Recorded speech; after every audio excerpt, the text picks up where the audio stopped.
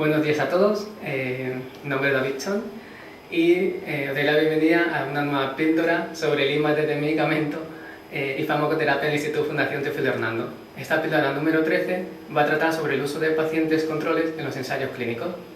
Para empezar, hay que definir y determinar lo que es un control en el contexto que estamos, que es el contexto científico-metodológico, y es mantener una o varias variables constantes, por ejemplo, en un experimento, para entender el efecto, el impacto que tienen otras variables dentro del experimento.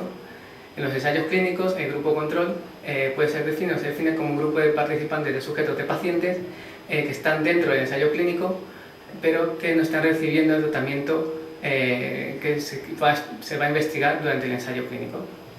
Haciendo un poco de historia, el primer ensayo comparado se realizó en 1747 por el médico escocés James Dean en pacientes que padecen escorbuto. Este médico estudió a 12 pacientes, dividió en grupos de 2 personas, a las cuales a los primeros 5 grupos se le administró los tratamientos habituales de la época para el escorbuto, y al último grupo se le administró zumo de naranjas y limones, observando que este último grupo presentaba una mejoría más rápida respecto a los otros pacientes. Entonces, a lo largo de estos años, desde entonces a estos años, ha ido evolucionando la medicina, también los ensayos clínicos, pero el objetivo del uso control sigue siendo el mismo, que es el que permite discriminar los resultados obtenidos de los pacientes causados por el tratamiento del estudio frente a los otros resultados que pueden ser debidos o causados por otro tratamiento. Es decir, que nos permite diferenciar, nos permite ver que la diferencia entre 2 grupos de tratamiento y de control es debida al tratamiento y no a otros factores que pueden ser, por ejemplo, el curso normal de una enfermedad o la expectación que tienen los pacientes o los investigadores para el estudio. En la mayoría de situaciones es necesario llevar un control debido a que no es posible predecir un resultado final del curso de una enfermedad. Este grupo control se ha de seleccionar lo más idóneamente posible, es decir, que sea lo más similar o igual al grupo comparador, que la población sea la misma, que además los procedimientos que se llevan a cabo estos pacientes de grupo control sean los mismos que el grupo que se va a comprobar el medicamento, y también la duración de ambos grupos tiene que ser la misma en el estudio. Además, las variables que influyen en los resultados y también en el análisis del estudio tienen que ser las mismas para ambos grupos desde el principio hasta el final del ensayo. Cuando hay problemas para realizar estos procedimientos es cuando aparecen los sesgos.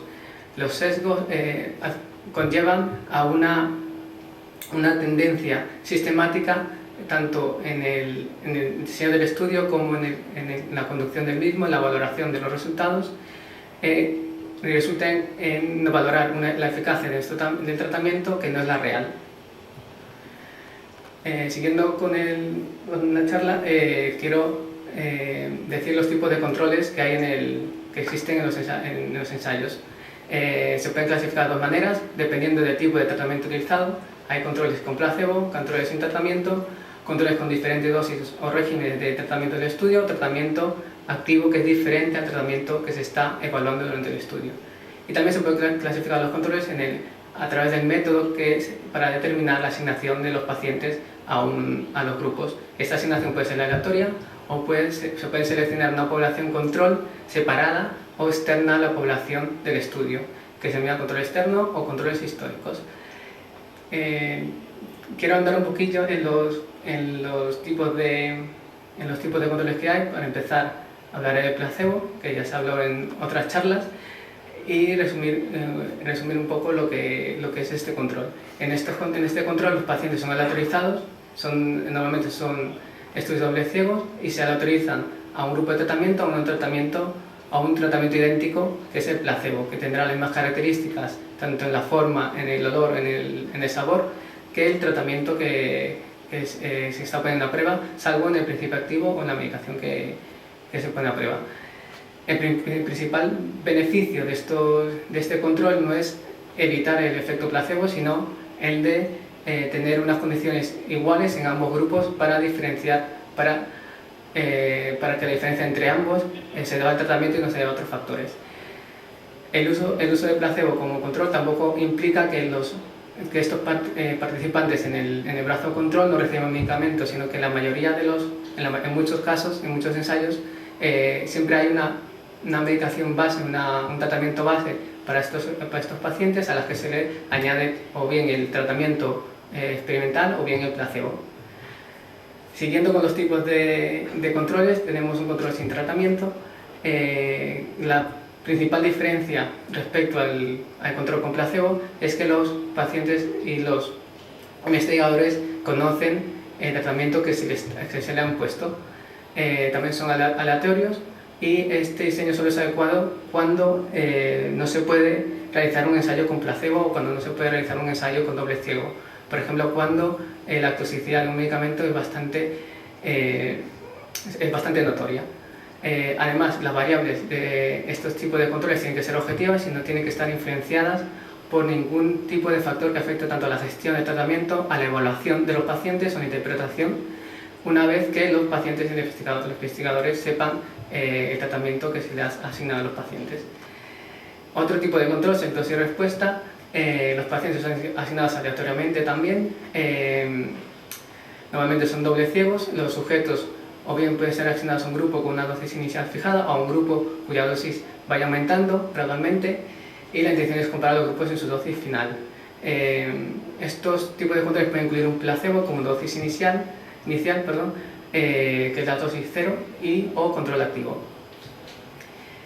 El control activo, en los que tenemos dos ramas, una que se le administra un tratamiento experimental y otra rama donde se le administra el tratamiento control, que es un tratamiento eficaz para la enfermedad y que es activo. Normalmente también son doble ciegos y la principal cuestión de estos estudios, de estos controles, es si intentan demostrar que la eficacia del nuevo medicamento es tan buena o no inferior al medicamento comparador, o demostrar si la eficacia es superior a este medicamento.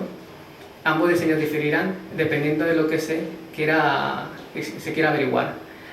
También el diseño de estos estudios tienen que ser lo suficientemente robustos como para distinguir el tratamiento eficaz de menos eficaz y del ineficaz totalmente.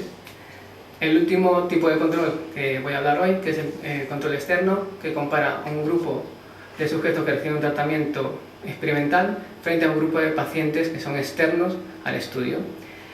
Normalmente el grupo externo son pacientes que han sido tratados y documentados en un tiempo anterior al inicio del ensayo.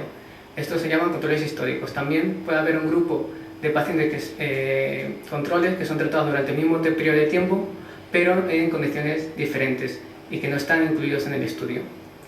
También existen estudios controlados con el Basan, donde el paciente es la referencia frente a sí mismo cuando no está tomando el medicamento y cuando lo está tomando.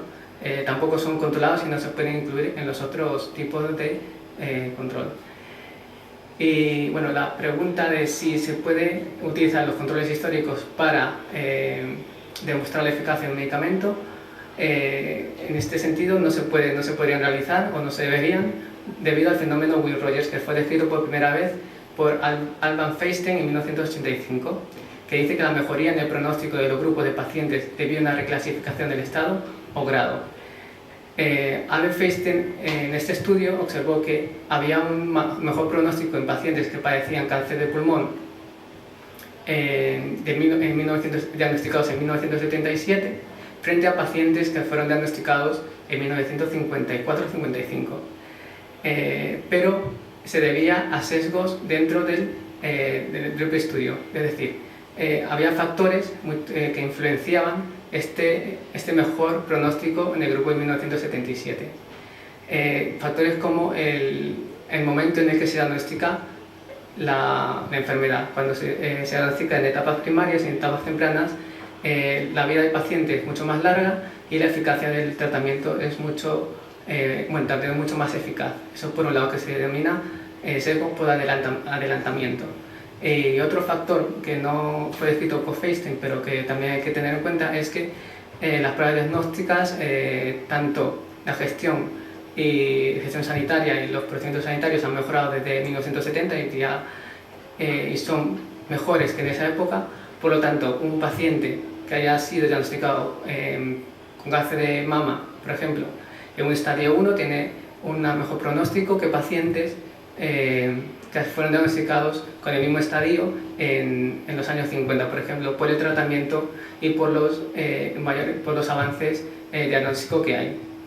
Es por eso que no se puede utilizar este tipo de controles para evaluar la eficacia final de un tratamiento en diferentes épocas. Bueno, y como conclusiones, es decir que la elección de un grupo de control es siempre crítica en un ensayo clínico, porque afecta tanto al diseño, al desarrollo, a la ética y al grado de sesgo que se tenga en la conducción y análisis del estudio. Y para que un resultado tenga mayor credibilidad y sea más robusto, es necesario que el grupo control tenga las mismas características, esté en las mismas condiciones que el grupo de tratamiento. Y para finalizar, solo remarca que existen varios tipos de control en el ensayo clínico. La bibliografía utilizada para esta charla es esta, y muchísimas gracias.